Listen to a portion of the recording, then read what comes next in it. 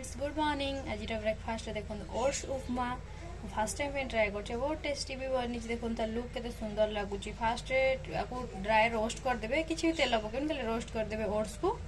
तापरे टिके तेल रे राई भृषंग पत्र कंचा लंका पियाज ये हल्का फ्राए करदे। तापर आपन को जो जो वेजिटेबल पसंद जमती कि मु फुलकोबी एबे तो सीजन टाइम बहुत सारा वेजिटेबल मिलूची।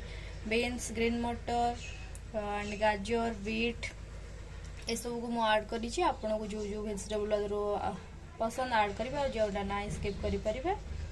आ भी किसी कैप्सिकम वगैरह से भी आप ऐड करेंगे मुझे बस। तापर या टिके वेजिटेबल सब फ्राए हो गला खाली सॉल्ट एंड जो हल्दी गुंड टिके पकईकी स्टीम कर देती। पूरा स्टीम कर भलसे फ्राए होला जोटा टोस्ट करके रखी आमर ओट्स को ऐड कर देची।